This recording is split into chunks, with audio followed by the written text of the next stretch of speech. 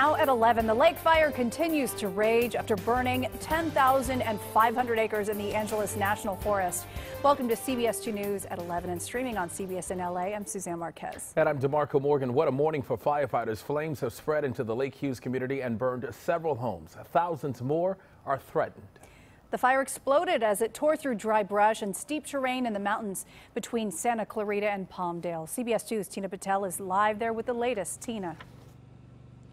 Firefighters are being very aggressive this morning. They've doubled the number of crews from across Southern California, but you can see the destruction that has come in the first stages of what's expected to be a very long battle.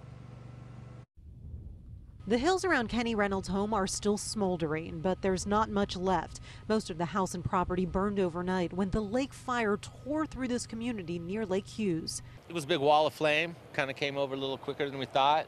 Usually it comes a lot slower, or last time it came a lot slower. Reynolds remembered the powerhouse fire several years ago, so he thought he had plenty of time to pack up and evacuate. But the lake fire exploded yesterday evening, scorching more than 10,000 acres of the Angeles National Forest. At one point, fire tornadoes were forming at the top of the hillsides. Stayed as long as we could, but it was kind of surrounding the house, and me and the neighbors evacuated as flames kind of engulfed his house. Several neighbors lost everything. Damage assessment teams are still trying to count the number of structures and vehicles affected. Randy Miller didn't have many trees around his home, which may be the reason it was spared from the fire. The fire department actually pulled in my yard and said, "You got great ground clearance, you got a chance here." But some light showers came down this morning, giving firefighters a bit of relief. They're trying to take advantage of the conditions and start to get some containment around the fire because they know it's only a matter of time before it dries out and the winds pick up again.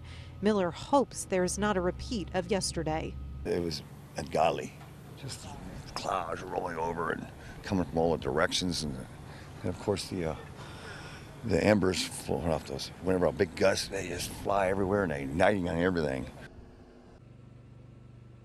Now, right now, the fire is burning on the ridges away from where we are, away from these neighborhoods. But firefighters know that the weather conditions can shift so quickly, and that's why for now they are keeping all the evacuation orders in place.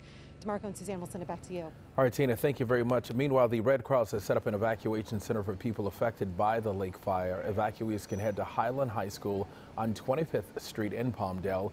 But because of coronavirus restrictions, the Red Cross had people sleep in their cars overnight. They could keep small pets with them as well. A large animal shelter is now open at the Antelope Valley Fairgrounds.